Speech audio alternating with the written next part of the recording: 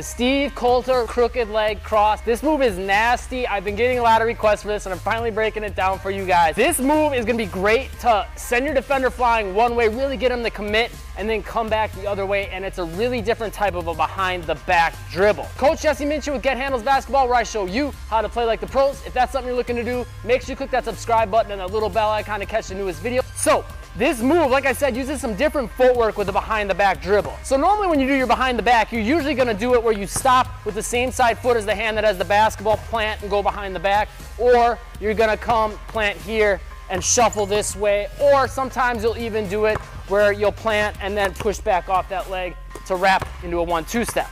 So what makes this so different? It gives a different effect in the setup. So it's both a setup and a change of direction. Most of your behind the backs are a change of direction or a stop. This is like a stop, a change of direction, and a first step all wrapped into one. So what you're gonna do is, whichever hand has the basketball, you're gonna take a hard step with the opposite foot, but in the direction of the hand that has the basketball. So that right there is the big difference that's really gonna change the dynamics. Because when you take this step, it looks an awful lot like your first step.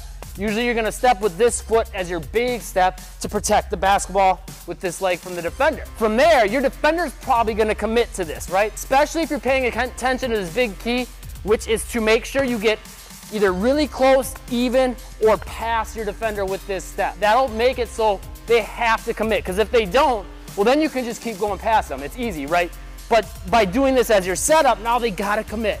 So they're gonna start to slide. Hit that like button if that tip helps you out. From there, all you're gonna do is slide this back foot in so they're kind of close to each other, and you're still kind of turned this way.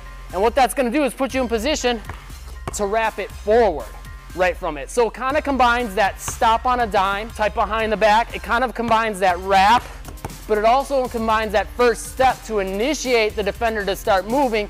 And before they can react to you going into the behind the back, you're already going into it. So it's quicker than your normal behind the back. It sends the defender flying, and it allows you to wrap the ball forward right away, so as they're sliding, you can beat them. Now the big thing to make sure this works is that you get some good speed onto this first step, make sure that positioning of that first step is right, and that you go into that behind the back quickly. Couple things you want to pay attention to on the actual behind the back dribble. So once you get this foot planted here, you want to wrap the basketball behind your back so it really comes far this way. So as they're committing this way, you can really start moving forward and seal them, get past them, right? When you're releasing the dribble, focus on making sure this hand comes all the way to the opposite side of your body and kind of curls in here.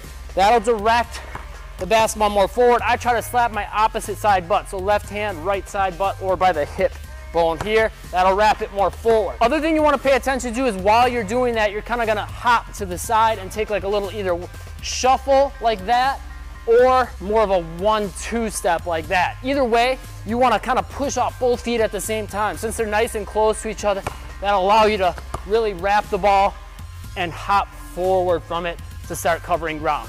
Put those in place, and a lot better chance from the move, you'll be able to seal the defender off and get an easy layup. One other way to make this change of direction even quicker, it's gonna be hard to get down at first though, is if you got the room with your defender, instead of bringing this leg forward here and planting, you can wrap it all the way to this direction. So you're coming right from this fake this way and wrapping it back this way. Other nice thing about that is, as you'll notice, ball's protected with this leg as I'm going into the behind the back. Key tips for the actual dribble motion on the behind the back will remain pretty much the same though. You do all that, really good chance you'll be able to blow by your defender, maybe even break their ankles, because I've seen the highlights of Steve Coulter doing this almost every time the defender commits super hard, because he takes this hard step and they see him coming here. And as a defender, mentally they're like, man, I gotta get back in front of them. So a nasty move that you can use to break more ankles and get by defenders. If you wanna do even more of that, I've got a workout for you that will give you some drills and moves. It's kind of a combination of both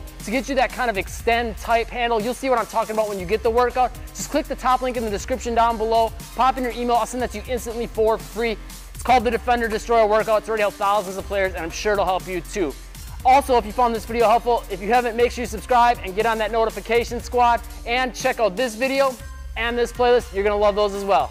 Thanks for watching. Stay tuned for more and make moves today.